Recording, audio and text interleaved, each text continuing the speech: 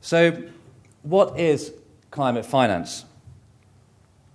It's really still a relatively new form of money for the developing world, and really emerged since the late 1990s, really as late as 1997. And the majority of the money that has been provided to the international community from climate finance has gone to large industrial projects, particularly in China and also in India and Brazil.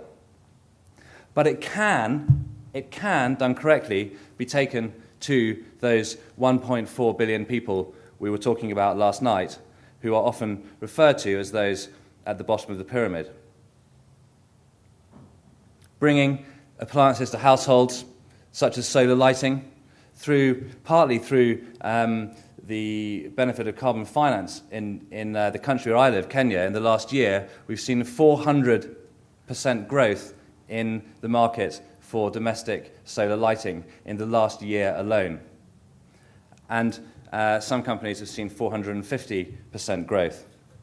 We've seen a huge growth in improved cooking stoves, which reduce household fuel use, reduce the rapidly diminishing supply of wood that is in sub-Saharan Africa, and improve indoor air pollution and smoke and such like.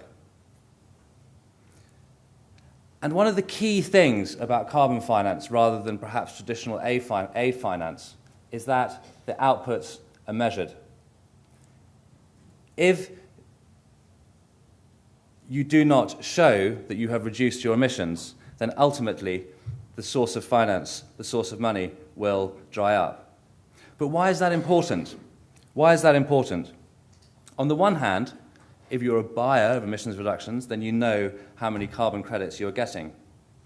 But also, and increasingly, we're measuring the other non-carbon benefits that come with the projects.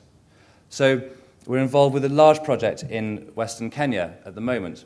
In fact, only 75 kilometres from Joseph's farm, where 877,000 water filters have been installed in individual households, so that people are no longer have to draw their water, well, they still have to draw their water from the local rivers, but rather than boiling it ineffectively with the diminishing wood resource, they filter their water and have clean water to drink.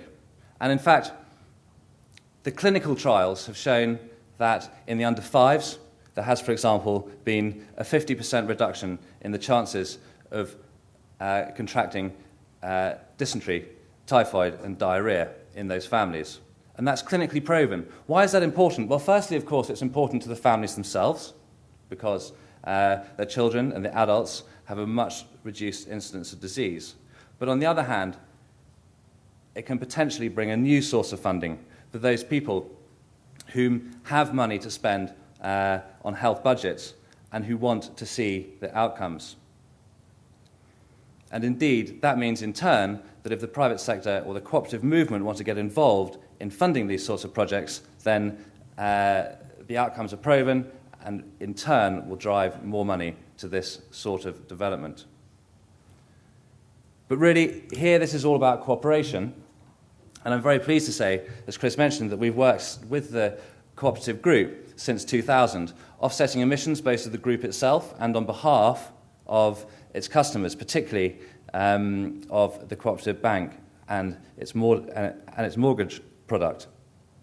And now what we're really trying to do is integrate that offsetting into the supply chain of the cooperative group. And in fact, working with many of the people, such as Joseph, who we heard about in this morning's session about the Fairtrade movement.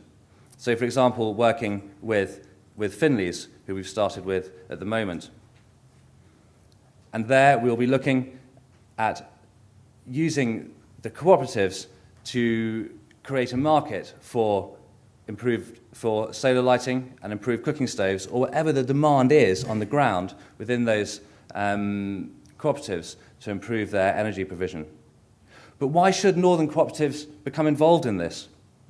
Firstly, it improves links with the cooperatives on the ground in the developing world. And secondly, it's really creating yet another source of income within that cooperative and fair trade movement for the farmers themselves. And thirdly, these things can really only happen at scale, and if a large group, such as the cooperative group, get involved and are able to provide that finance to get it off the ground, then other cooperatives in the UK, in Europe, in the United States can come along and get involved. Just before I finish, a small anecdote from when I first came to Manchester to meet the cooperative group in 2000.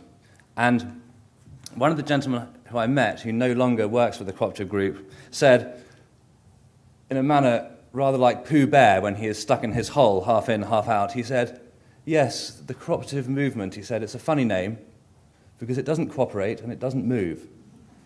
But I'm very pleased to say that not only after the last 12 years of working with the group, but particularly in the last 24 hours here in Manchester, I'm delighted to see how much the cooperative group is cooperating and it is moving and grasping initiatives such as this to the benefit of all the people in its supply chain. Thank you.